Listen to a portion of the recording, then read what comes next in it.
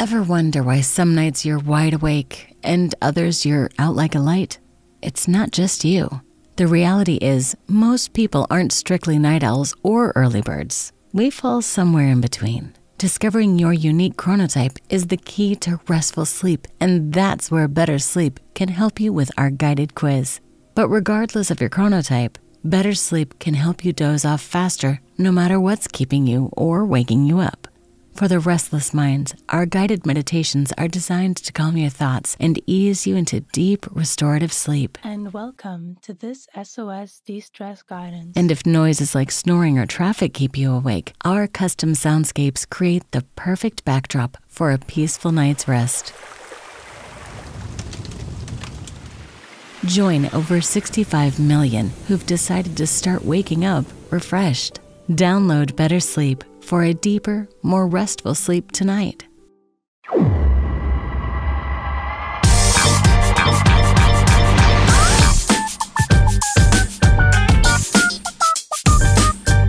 welcome into the latest episode of the Show Before the Show podcast, the official podcast of minor league baseball. Before we started recording, we were talking about people who have commented on like music shirts that we have worn. Sam is currently wearing a Tyler Childers shirt, and I asked him, I said, how do you pronounce the last name? Is that guy say Childers or Childers? And we believe it's Childers, but he was approached by somebody actually when he was in Denver commenting on his shirt, and then I told him a story of when I was approached by somebody in New York when I was wearing the shirt of a band I love called St. Paul and the Broken Bones, who I actually ran into the band at Denver International Airport once, and that was like the coolest thing ever. Ben, we didn't get a band t-shirt commentary story from you. Do you have a band t-shirt commentary story, or do you have like I once ran into this musician randomly story? Yeah, I've got quite a few stories of that nature. Trying to think of one. Well, in high school, I wore band t-shirts in junior and senior year, 4 or 5 times a week, really. And for a time, one of the bands who I represented the most was a band called Therapy. Therapy with a question mark at the end of the name. That's part of the band name. Therapy? Yeah, they're from Ireland. One album in particular, Nurse, I just loved in my freshman year of high school, particularly. And one of the songs on Nurse is called Teeth Grinder. And I love that song, Teeth Grinder.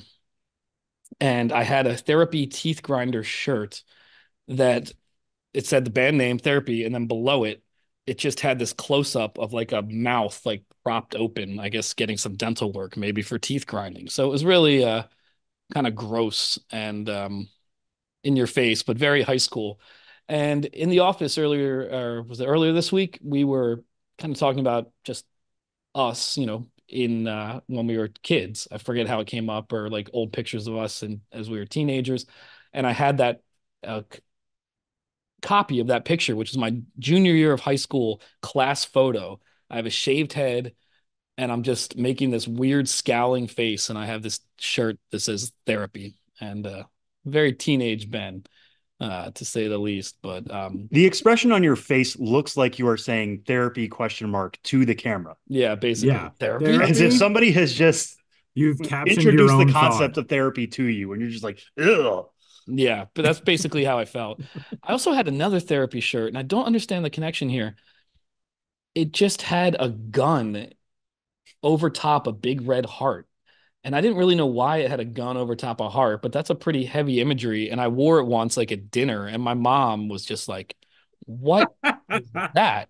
And I was like, it's my new Therapy shirt. It rules. Therapy rules. And she's like, no, you're not wearing a shirt with this like gun on it. And she really put her foot down on that one. And As she should. And I look back on I want it to be the official policy. on it. There's some of those arguments that I look back on. I'm like, nah, my mom's also from a rock and roll generation. She should have understood. Like, we didn't even change genres. I was like, you boomers, like your kids also like rock and roll and music from the same genre was too difficult for you. Really? Like, you didn't even have to switch genres. That's a fair point, actually. So I have a little resentment about that, but also I see that shirt now. And of course, now there's all this guns and teenagers and horrible things. But no, I shouldn't have been wearing a shirt with a gun on it. And Therapy, why did you just make a shirt with a gun on it in a heart? What did that even mean?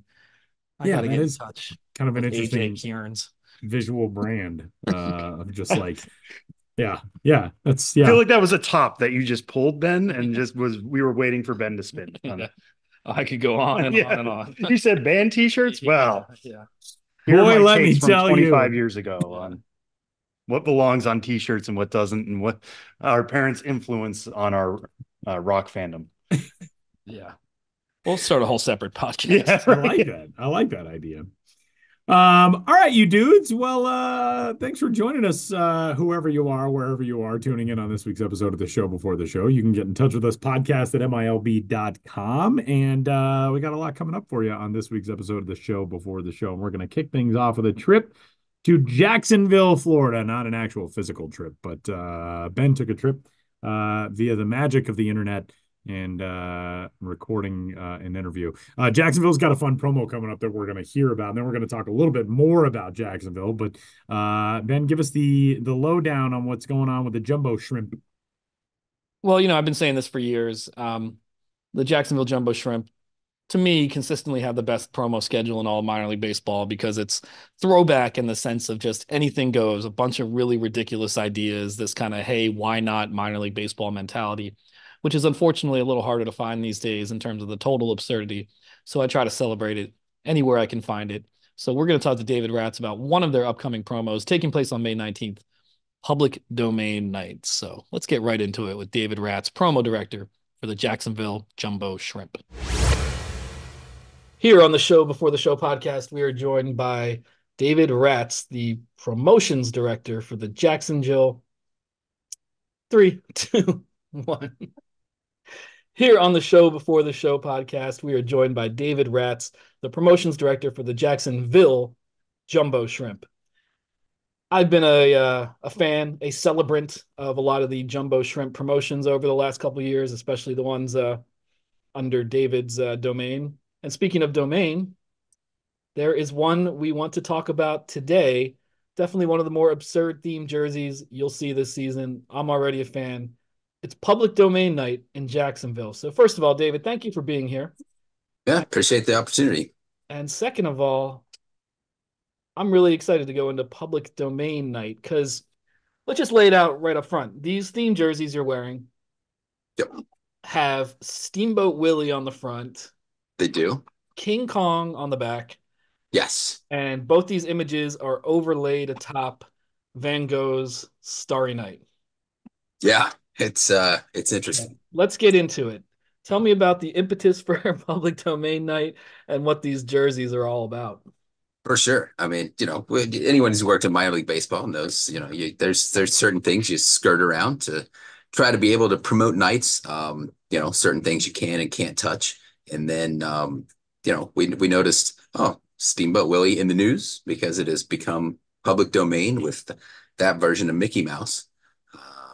So it got us thinking of like, okay, let's do something along the lines of Public Domain Night. So did some more research, found King Kong is in the public domain, and then just, looking at some famous artwork, discovered that Starry Night was in fact in the public domain as well. And so presented that to them and said, okay, how about we take probably 3 of the most famous images we can find that are in the public domain, but that are easily recognizable, and we'll stick it on a jersey. We'll base a name behind promo night behind it and see what we can do. Yeah, and I'm no trademark or copyright law expert, but the public domain means anyone has access to images and works of art after a certain amount of time. I believe it's 90 years. Yeah, 90 something years. Yep. Yeah, so that's I think a great law overall in terms of like returning art to the people after a certain amount of time. When you researched this, you mentioned 3 big ones that are going to be on the jersey. Obviously, did you find other things that you thought, oh, we could go this direction or that direction? A lot of silent movie stuff, which, we've done a silent movie night in the past, which is cool. There's definitely some old, a lot of songs and stuff from, the 20s and before, a lot of black and white stuff. There's enough there for a small theme night. Mostly just kind of a shock value with the jersey was what we're going for. Just something different, and fun and dumb, and why not? Yeah, that's Kind of our kind of our motto. Why not? absolutely. That's the great minor league baseball spirit, and I love that the Jumbo Shrimp are always tapped into that mentality. You mentioned, a small theme night, maybe not one of the year's biggest blowouts, but what are other elements that you've been thinking of in terms of the night itself, how you can celebrate the public domain? Loudly singing happy birthday to somebody during every inning, as that, was a big trademark versus public domain thing back in the day. And, honestly, still putting some finishing touches on some other things that we can do. And if it's, finding costume characters for King Kong or Steamboat Willie or something like that, just some of those things that are in the domain and kind of incorporating it more in the night, or even celebrating without mentioning names, things that'll be coming into the public domain soon. Yeah, when it comes to a theme night like this, I mean, the relative weirdos such as myself get excited for the more absurd theme nights and jerseys, such as this one. But how do you sell it to the fans who might not really be as into such a high concept? I mean, I don't know if it's low art, high concept. It's high concept and low art, I suppose, all together at once, um, in terms of an image like this. But do you have concerns about like who's going to get this? How do we educate people, or is it just one of those things like, hey, it's fun, and if you get it, you get it, and you go home just having had that much more of a good time because something so ridiculous happened? That's exactly right. It's the latter. If you came out and you get it and you have fun, awesome. If not, we have 74 other theme nights on the promo calendar. Something is sure to get you going or get you excited.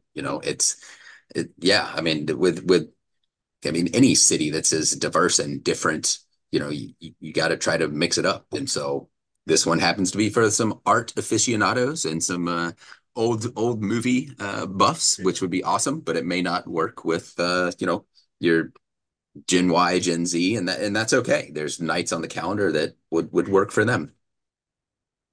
Yeah, and speaking of, this popped into my mind as we were talking. You mentioned silent movies. I mean, you are the one team I'm aware of who in the past has done uh, silent movie nights, and I guess you were working with public domain with that concept as well. Yeah, that was an interesting night. I think it's either 17 or 18, but the hard part about that is taking all your PA reads and turning them into computer slides, graphic like old silent movie cards. But yeah, that was a pretty fun night as well. I would suggest any team try that hasn't. It's pretty cool. Yeah, and what night do you have public domain night scheduled for on the calendar? Oh, Does it have a that's a date? good question. Yeah, It does. It will be Sunday, May 19th. Sunday, Public domain night, Sunday. May 19th. And the Yep. full promo schedule will be released next month in case. Yeah, it'll probably be out when this airs, as it is dropping Monday morning. It will be released. Press release will come out Monday. So by the time you're hearing this, it's out there. All right. And I've talked about this on the podcast before, written about it. I mean, I do think the Jumbo Shrimp have one of the uh, best promo schedules in minor league baseball for sure, and you're the mastermind behind that. Do you have any sneak previews of stuff coming out this week, or is it all under wraps? Actually, no, it'll be out by the time this Yeah. podcast comes on, so it's not under wraps. What else are you looking forward to on the 2024 promo calendar? Yeah, I mean, some fun ones. Being in Florida and sometimes the political state that it is, banned book nights is going to be one of my favorite nights, where it's not what you think. We'll be reading passages from our music band's favorite books on the video board. So we will celebrate banned book night. We're having a snow day, snowball drop, where we'll have about 1,000 white beach balls that will throw off the sweet level during the seventh inning stretch, turn it into a nice snow day for snow related activities. We're going to have a ballpark rave. Quoth the rave, give me more. We'll have a ton of glow sticks and utilize our LED lights, where after every half inning for about 10 or 20 seconds, and till the pitcher starts to warm up. We'll throw on the LEDs flashing and have some EDM going and basically turn the ballpark into a rave, which will be pretty cool. Let's see, what else am I looking forward to? Hip hop night, as you know, if you've been paying attention lately, the 50th anniversary of hip hop genre. So live DJ in the stadium doing every player's at bat music, all the pregame music, the between inning games, and be doing the fireworks soundtrack live from the concourse or from the seating bowl, actually, which with the DJ is going to be pretty fun. Going with the weird and wild, we will have mystery egg roll night, where our food and beverage department is going to fry up God knows what in a ton of different egg rolls, and we're going to make people eat them because why not? One that will probably speak to you is this promo night goes to 11 as we do a Spinal Tap tribute without actually mentioning Spinal Tap. So edit that part out where I just said the word Spinal Tap. But that'll be a fun one. And then what else we got? Are you building your Stonehenge for Spinal Tap? Oh yeah, I'm trying to figure out how I can have it lower from like the third level and all that fun stuff. And currently wrapping the zucchinis in tinfoil as we speak. So it'll be really good. And then ginger reveal night, where if you've always wanted to be a redhead but have been afraid, we'll dye your hair red during the game and bring you out on the field and reveal you to the crowd. We'll do a nice family ginger reveal night. Gorgeous. I love it. Yeah. Well, to wrap up, I know one of the more memorable promos of last season was the Salute to Duct Tape night, where you were duct taped to a concourse pole. Cut yourself down after a while because you weren't feeling too good physically. Yeah. Duct taped to that pole. Ended up wheeled out of the ballpark and denying medical care and an ambulance ride to the local hospital. The details to this day seem a little murky over exactly what happened, but do you see a return to that or some sort of duct tape redemption in your future? I don't know. I mean, my wife would say you better not. There's no plans to suspend myself from any fixture in the ballpark this year, but the year is still young. So if something pops up that, maybe I'm descending with the tiny Stonehenge on that night. You never know. Yeah, it's a dangerous job, but somebody's got to do it.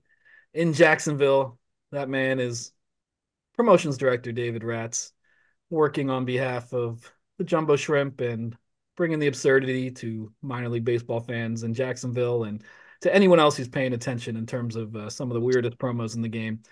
And always worthy of celebration and always good to talk to you. So thanks for joining the Show Before the Show podcast. My pleasure. The public domain jersey is like that's like if you were to throw that promo into year one of the Show Before the Show podcast, would be right at home. Like that's a very classic, perfect kind of needling minor league baseball promo. I'm sure the Van Gogh folks I'm sure they're pumped. Yeah, it's celebrating. One day, I bet that's what he was envisioning. He's like painting Starry Night. And he's like, you know what? Someday it's going to be on a minor league baseball jersey.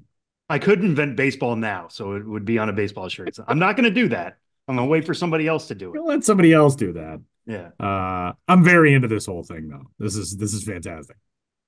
Yeah, me as well. And I love the overall mentality they have. And, in that interview, David Ratz talked about some of their other promos that they're doing.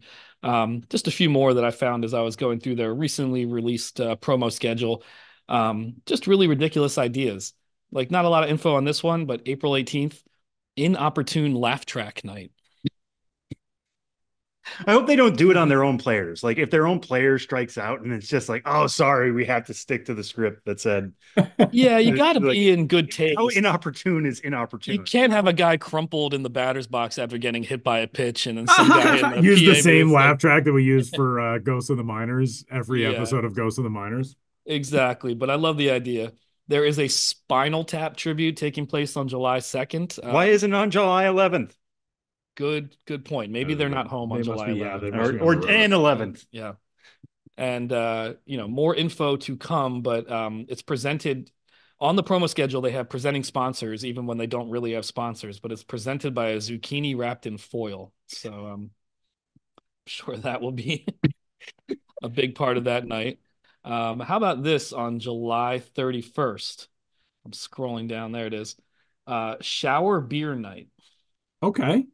I just had a shower beer recently. Right. I know I'm not the only one. Go ahead, Tom. Yeah, no. I was just gonna say I did dry January, and then I got done with it was, I don't know, February 2nd or 3rd or something. I still hadn't had a drink. I went, I played hockey, I had a great day, and I came home and I said to my wife, I think I'm gonna have a shower beer. And she goes, I think you should do that. It was fantastic. Yeah, it's a great thing. So great this is a invention. promo dedicated to shower beers, and this is the write-up here with David Ratz, the promo director, presumably writing in the first person. I know I'm not the only one who's grabbed a cold brew and hopped in the shower after a hot afternoon of yard work. Let us reward your afternoon of yard work tonight. We'll pick some lucky fans and happily give them a beer if they're willing to drink it while getting sprayed by a hose. I was like, are they going to have like shower, like the going down the rabbit hole of filming fans while they're showering? Maybe it's more like the Orioles showers that they were doing last year. I mean, I think they'll keep your clothes on, get a hose, but shower beer night. Random municipal water system giveaway night. Who among us hasn't sipped some intoxicating liquid from a mason jar at one point in their life? Well, you may not want to do that tonight as we celebrate random municipal water system giveaway night. If you get here before we run out, you could be going home with a jar of good old government water. Okay. If they run out of like drinks at the bar or something, like I was thinking, do they like send away to different municipalities and be like, can you send us a bottle of your water? We're going to be getting right. They're going all through Duval County, all the different municipalities. 3-inning triple header. Join us for the first and last triple header in Jumbo Shrimp history. We'll play 3 abbreviated games, each lasting 3 innings. The fun part is we won't tell the players. We won't tell the players. We won't tell the Miami Marlins we're doing this. We won't tell the International League. Yeah, I was going to say, I'm not sure that the International League is going to count those 3-inning segments as separate results. I'm not sure that's how it works. I want the manager to have like an opener that day, though. Yeah. Yeah, only use 3 pitchers. Yeah, just go like first 3 innings and try to credit him with a complete game. There we go. Yeah, and finally, we could go on, but this might have been done before, but I love it. But kids headshot drawing day. Ask your kids to draw our players and send it to us. We'll feature as many drawings as we can as the player headshots. And then please email your drawings to david@jackshrimp.com. So that is pretty great. I love that kind of thing. That's a really good one. I like that. For some reason, in the accompanying photo for that promo description is a Snoop Dogg next to a very poor drawing of Snoop Dogg. Huh. I mean, would they let us do it? Like, I draw like a child. I do too. I draw terrible. worse than most children. Okay. I feel like we should do it and just send it in and be like, oh, this is from young Benny and Sammy and Benny in Brooklyn. Yeah, exactly. Yeah, Benny in Brooklyn drew this one. I think that would be a great idea. Just don't send it. Whatever we do, we can't send it from benjamin.hill@mlb.com. I think it'll tip us off. No. But I could send one of my drawings next to one of Harry's, who's turning 3 on Saturday, and it'd be like, who did which one? Like, I'm that bad. These are definitely my son's drawings. Yes. Yeah, exactly. So that's a little sample, just a little sample for you of other things to look forward on the Jacksonville Jumbo Shrimp promo schedule. That is pretty great.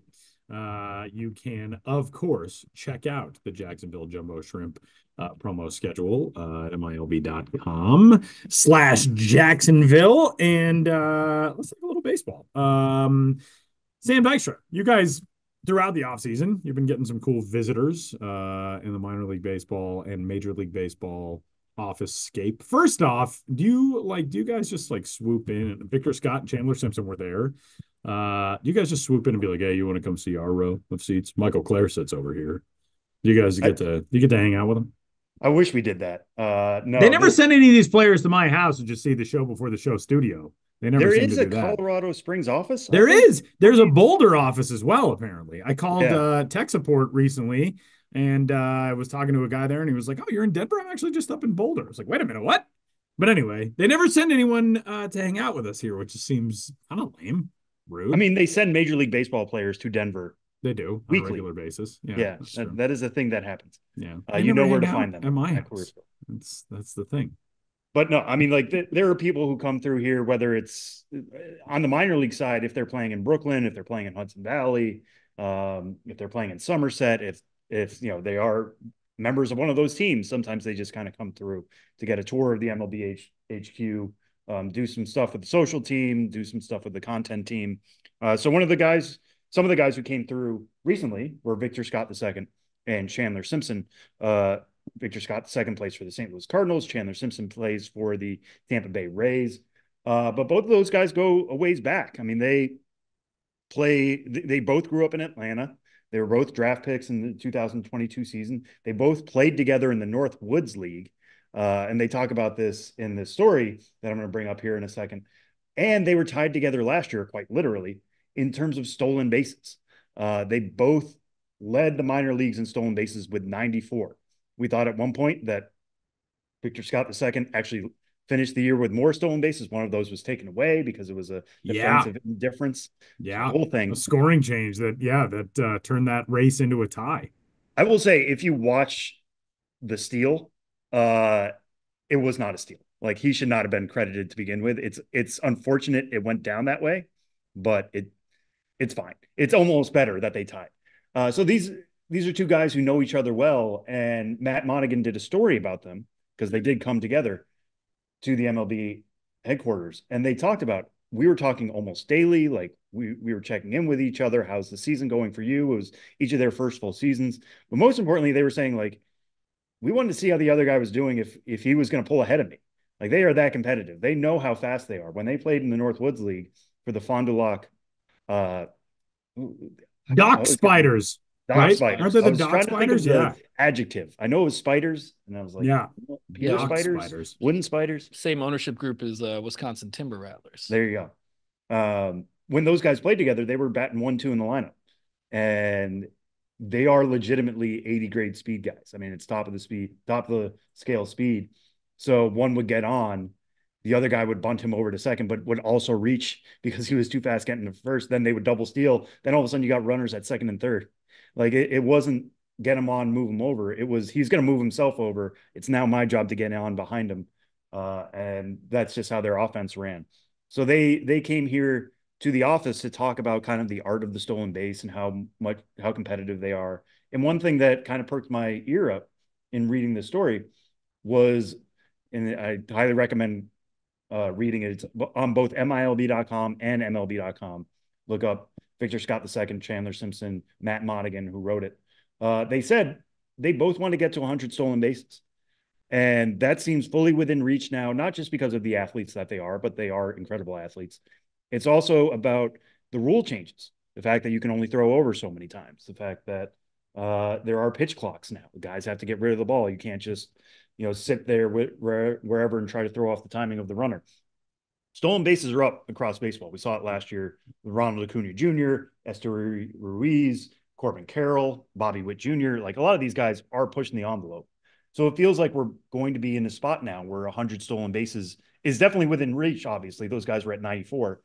And I wonder how many we're going to get to this season. And just for you guys, kind of as people who cover the sport, but also just as fans, how important do you feel like stolen bases are? Like, is it more important to see somebody steal 100 bags next year than it is if we had a minor leaguer hit 40 home runs, for instance? Like, is that going to be the chase we're going to have now, is how many guys can get above that century mark? Yeah, I mean, for me, you guys know current players a lot more in the game itself. But yeah, as a longtime fan, I came of age as a baseball fan in that era where guys were regularly stealing 100 bases, and it was a big part of the game. Speed, those Whitey Herzog Cardinals and all that. And so I think it is important that the game is trending in that direction. And I think it's fun and exciting as a fan because we've had multiple eras of explosive home run growth and not nearly as much in the realm of stolen bases. And, it was very exciting when, Billy Hamilton, just stole a ridiculous amount of stolen bases between Bakersfield and Pensacola. And what was that, 2012, I want to say? Yeah, that sounds right. But beyond that, there haven't been like just out of control stolen bases for quite some time.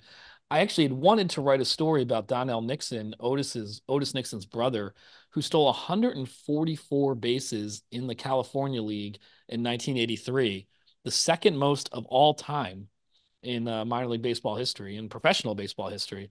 But yet he ended that season as the second most of all time because in that same season, Vince Coleman stole 145. I mean, so to have go back in time to 1983, 145, Vince Coleman, Donnell Nixon, 144. That's something I hope to write about in more depth at some point, more historical exploration of that kind of thing. So, yes, long story short, for me, without having the greatest knowledge of the current speedsters who could do it, I love that the game is trending in that direction. And I personally would be much more excited by someone stealing 100 bases than, guys getting into rarefied home run territory, unless it was truly rarefied. Yeah, I mean, if we're talking like 50, 60 homers again, that's one. Aaron Judge, what he did 2 years ago was obviously very exciting.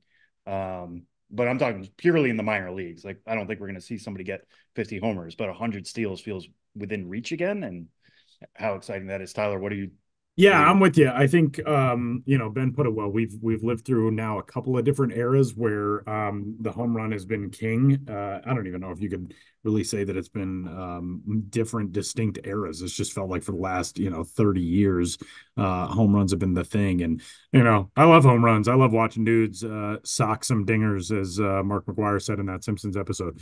But it's I don't want to say like, it's played out watching home runs, but I do think watching different skill sets flourish is fun. And we have so much athleticism in the game of baseball right now. That's what's exciting to me, is that you watch somebody like Ronald Acuna Jr. or Julio Rodriguez or Mookie Betts or Mike Trout or whoever. And these guys do so many different things well. It's not just the era of the slugger, and being able to showcase all those different skills, I think, is a very good thing. That's where I come from with it. The ability to provide base runners with not necessarily an advantage or something that's undue for base runners, but to give them a little bit of an equalizer, a level playing field, or some incentive to gamble with stolen bases. Now, what I would really love is if somebody did break the Vince Coleman record or something. Are we gonna have like stolen base truthers who were like, but the 6 inches less, these guys had to go? I mean, like when Roger Maris broke Babe Ruth's original record, people were like, didn't do it in 154 games, doesn't count, you gotta asterisk it. So are we gonna have like weirdos coming out of the woodwork like, the bags are bigger, I don't know, these guys, it doesn't count, Vince Coleman's the one true stolen base king? I'm sure we probably will, but at the same time, I mean, how many times have the rules changed in baseball? The mound's been lowered. Exactly. Various things have happened throughout time. If somebody wants to make a stink, they're more than welcome to do that, and I am more than welcome to not join them in making that stink. Yeah, that's a fun thing in sports. It's like you can have your arguments, you can have your thoughts. But I like your point about it welcomes more people into baseball, because we were trending towards just getting guys with huge exit velocities. Right. Like that's the thing that matters. And maybe we're getting back towards a time where that's not necessarily the case anymore. I mean, even Victor Scott and Chandler Simpson, this is the kicker of that story, in Matt Monagan's story that, again, I implore everybody to look up. Hitting home runs, slugging percentage, it all still matters now, Scott said, but kind of having those different elements of, okay, when is this guy going to steal a base? How's he going to impact the game with his legs? It all means something to the both of us now. It's becoming prevalent in today's game. Now, Chandler Simpson says it's a good way for us to let the new generation of kids know that there are other ways to impact the game. Yes. You can play baseball and make it to the big leagues, not by just hitting the ball over the fence. You can get in scoring position. You can hit a single. You can steal second, and it's just like a double. Steal second and third, and it's just like a triple. We're trying to inspire and motivate. I love that message. It's a perfect message to end that story and just take into the game, like take into various parts of this country and the world, obviously. That, hey, you might be fast, and that might make you think you have to be a wide receiver in football or guard in basketball. There's skills that translate on the diamond too. You don't have to just hit the ball 400 feet. It'd be great if you could, and you'll have hitting coaches trying to teach you that at the same time. But listen, Aaron Judge would love to have 80 grade speed. He doesn't. Like, that's just not a thing that happens. These guys have something that is truly elite, and the fact that they are using it in the game is super exciting, and I'm excited to see what they do next. And maybe we'll have that race to 100 this year. I think Simpson is definitely a candidate. I will say Scott isn't, only because I think he's going to be in the majors. Okay. Somebody who reached AA last year. I could definitely see him in the majors by the All-Star break. So I don't think he's going to get 100 in the minor leagues. Lord knows he's going to try to get there by July, but I don't think it's going to happen. Two other names I'll throw out there. Justin Crawford, who, when Jonathan Mayo, our colleague, threw out a poll to execs, he was named the fastest player in the minors. I don't think he quite is, but he's a big name. He's a top 100 guy for us, and he stole close to 50 bags last year. Maybe he really pushes the envelope this season. And Enrique Bradfield Jr. of the Baltimore Orioles, super fast, super athletic, and now in a system that they've had some fast guys in the past. They haven't had somebody like him. So I think they would love to see what they can do with him and how quickly he can push to try to join Baltimore with his legs. Fantastic stuff. Again, as Sam noted, you can read those stories, or that story, I should say, from Matt Monagan at MLB.com and MILB.com. And coming up, we're going to stop by Ghosts of the Minors with our friend Josh Jackson, and you too may hear a story about a guy who at least sounds very fast. I don't know what his speed grade would have been on the scouting scale, but Ghosts of the Minors is coming up, and then we're back to wrap up the show next.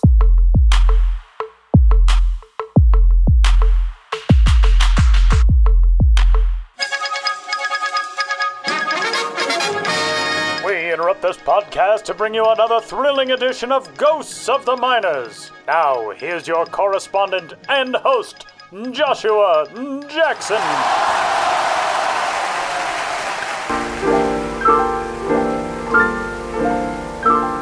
Welcome back to Ghosts of the Minors, in which all of you out there in Radioland must identify the legitimate historical ball club or player hiding amidst the fraudulent pair. One played for years and briefly touched the big leagues. The others played only in fantasy leagues. In the last segment, I asked you which of the following minor league baseball players did at one time exist. A. Flame Merritt. B. Ash Honor. C. Smoke Justice. You've blazed to the truth fair and square if you picked C. Smoke Justice. You may have supposed that a player nicknamed Smoke was a pitcher. Well, where there was smoke, there was fire. Justice once tossed 4 no-hitters in a single minor league season. The son of southeastern Indiana, given name Walter Newton Justice, made his professional debut with the American Association's Kansas City Blues of 1905 and didn't hang up the spikes until the end of the 1913 season. The flame-throwing Smoke dispensed fastballs on the amateur circuit throughout his teenage years and into his early 20s, marrying a fellow Indianan named Minnie Gross in Covington, Kentucky in 1903 and fathering a daughter in January of 2005. That spring, Smoke needed to start bringing home the bacon and left for the Blues camp in Georgia. It doesn't do justice to say Justice fared well, for the 21-year-old was signed by and pitched 2 games for the Detroit Tigers that very summer. Alas, that early in his pro career, Smoke's stuff did not stack up well in the American League, as he walked 6 of the 20 batters he faced and allowed 3 earned runs in fewer than 4 innings. But he spent the next 4 seasons gaining experience and piling up W's with the Lancaster Lanks in the Ohio-Pennsylvania League and the Ohio State League. It was with the Lanks that Smoke burned his way into baseball history. On the last day of the 1908 Ohio State League season, in the opening game of a doubleheader, he took the hill against the Marion Diggers. Justice may or may not have been blind to the fact that Marion was one of just 2 opposing teams in the 16 circuit he had yet to no-hit that year. But he was a vision of excellence that start, taking the perfect game into the 9th when he walked a batter with 2 outs, then finishing a no-no by retiring the next Diggers batsman.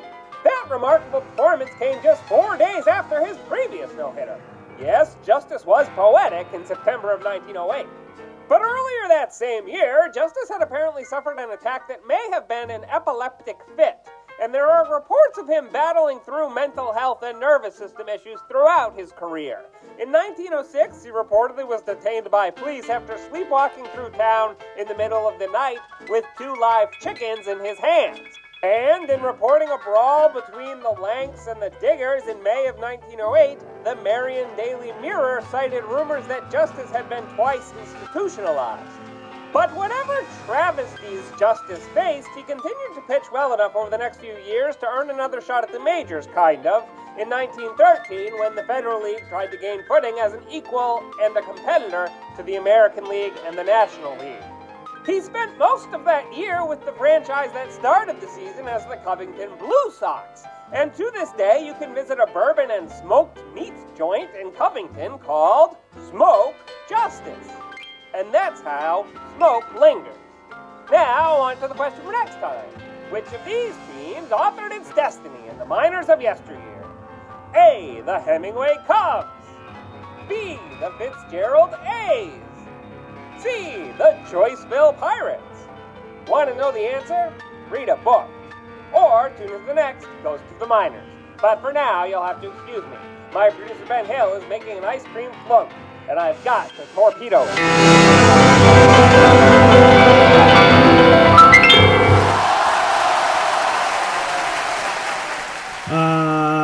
I really need to buy a smoker. Smoke Justice. But I really do need to buy a smoker. Like, I'm turning into one of those, like, late 30s guys who's like, I want to try making some pulled pork, some brisket, whatever. And maybe if I get one, I will name it Smoke Justice. Justis, by the way, for Smoke Justice. I like how you went that way. You trended towards barbecue, while I went towards, like, this sounds like the alter ego of the Marlboro Man. Ooh, he like puts on a mask at night. He's like, now I'm Smoke Justice. Yeah, but like in the 60s and 70s, when we were trying to make that cool. Like, don't smoke, kids. I'm not trying to say you should put on a mask and go out and smoke cigarettes and fight crime. Yeah. But it just seems like something that Big Tobacco would have done decades ago. Justice, the alternate identity. Yeah, it sounds like the name of one of the new bodegas opening up in New York City on nearly every block. I've seen that. We got 3 ways of attacking this. That is true. That is true. All right, you dudes, before we get out of here, it's quiz time. This is one of my favorite new elements of the Show Before the Show podcast. Ben stumping me and Sam on a now weekly basis. All right, Ben, what do we got this week? Yeah, this isn't a full-blown quiz. It's just a guess the player. I came across this guy's minor league stats. He's a known player, not a superstar, but a guy who I think a name you recognize. And one thing led to another. I was looking at his minor league stats, and I was like, man, this dude, in addition to playing in the majors, played a lot in the minors. He appeared in parts of 11 seasons in the major leagues, 960 games. Parts of 9 seasons in the minors, 961 games. So very even breakdown between major and minor career. He hit 181 major league home runs and 239 minor league home runs. So he's a plus 400 home run guy in Pro Bowl. Yeah, so 420 professional home runs. Speaking of smoke shops in Middle Manhattan. Speaking of Smoke Justice. His career began in 1978. It ended in 1993. The minor league teams he played for: West Haven in the Florida State League in 1978, or in the Eastern League. Yeah, I was going to say West Haven, yeah, in the Eastern League in 1978. Fort Lauderdale in the Florida State League in 1978 and 79. Nashville when it was a Southern League team in 1980. Columbus in 1981. Parts of 82 and 83. And then was in the major leagues all the way through the back portion of 83 all the way through 90, and then finished with 3 seasons in Oklahoma City, 1991, 92, 93, including 36 home runs and 108 RBIs in Oklahoma City when they were then known as the Niners in the American Association, AAA, in 1993 at the age of 36.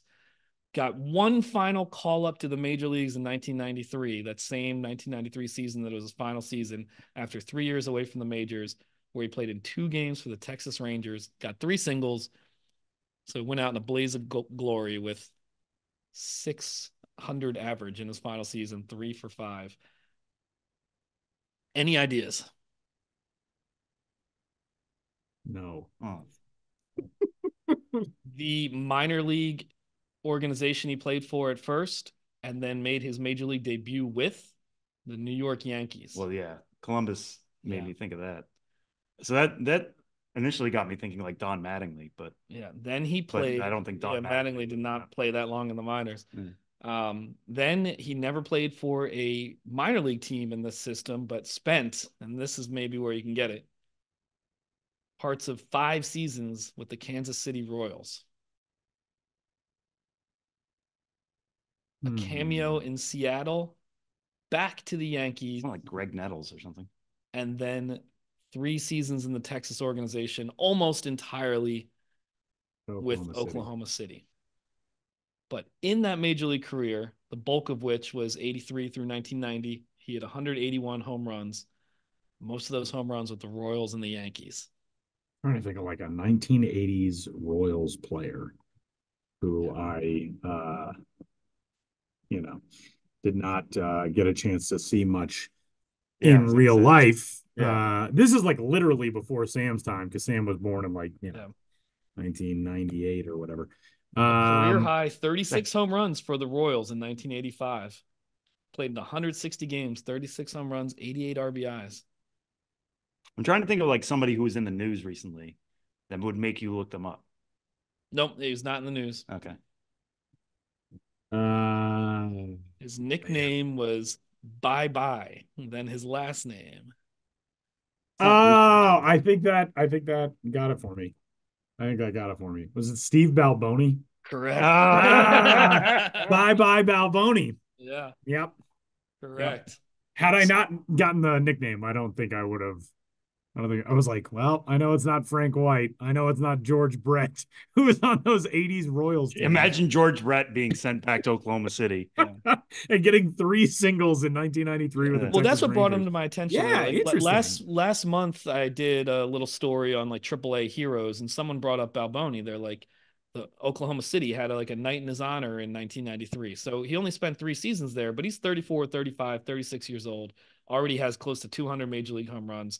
And he hit 86 home runs over those seasons with Oklahoma City. 180 RBIs in his age 36 season in AAA. Those are the kind of guys I always rooted for. And as I said, did get that final call up where he played in 3 games, and that was it for bye-bye Balboni. But it is kind of crazy too how we don't really see those players in baseball anymore. Like, you don't look into AAA clubhouses these days and see 35, 36, 37-year-olds. Like, it just, unless they're there on rehab assignments. That's just not the way the game of baseball has evolved. So those are kind of cool stories to look back on, like the Crash Davises of the world. Yeah, you don't see that as much anymore. Another guy interesting along those lines is Dave Kingman had 442 home runs after the 1986 season, and then couldn't get a job in 87. And he was playing for Phoenix, I think the Phoenix Firebirds. Yeah. And was putting up huge power numbers in his late 30s for them, trying to get back in the majors and get back towards 500 home runs. And I think he definitely felt there was a bit of a conspiracy against him. I don't know the specifics, but yeah, Dave Kingman did that too, slugging in the minor leagues and never getting that final chance. Dave Kingman had the distinction for a lot of years of being the player with the most home runs who was not in the Hall of Fame. That's gone by the wayside, obviously, especially with guys who have asterisks and whatnot. Yeah. But there was a number of years there, throughout the 90s into the 2000s where he had that distinction of 442 home runs and couldn't even sniff the Hall of Fame and didn't get that final chance. Also a 3-time draftee, Dave Kingman, in the 2nd round in 1967, then 9th overall in 1968, and 1st overall in 1970. Not a bad way to bump your draft stock. Yeah, I was obsessed with this. The reason I remembered off the top of my head he had 442 home runs is because I was obsessed with this baseball card as a little kid.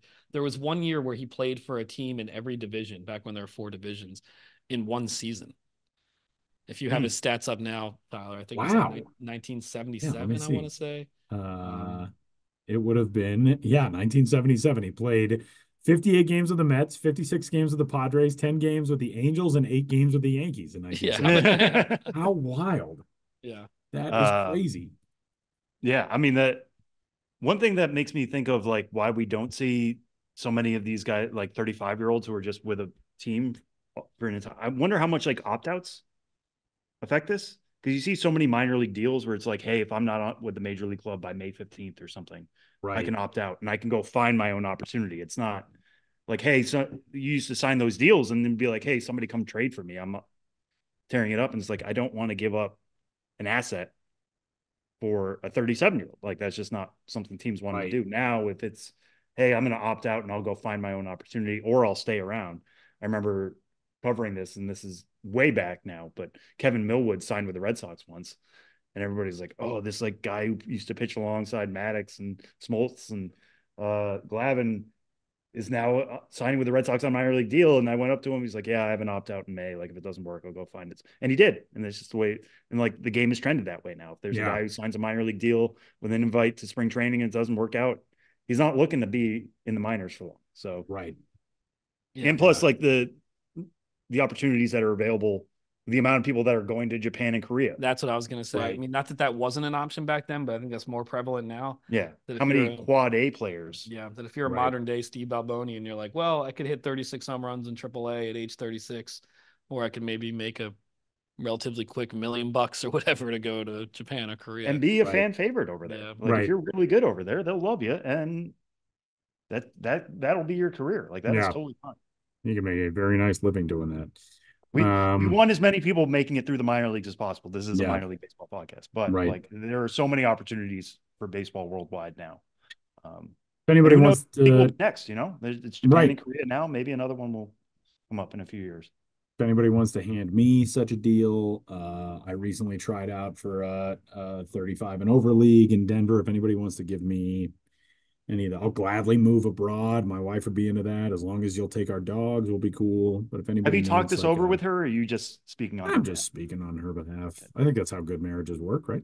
Right, 100%. All right, you dudes. Well, we will wrap up for this week's episode of the show before the show. A huge thanks to the Jacksonville Jumbo Shrimp as the 2024 season gets closer and closer. And a big thanks to Josh Jackson, of course, for stopping by, and to Smoke Justice as well, the name of my future smoker. For Benjamin Hill, Sam Dykstra, Josh Jackson, and all the rest, my name is Tyler Mon. We'll catch you next week.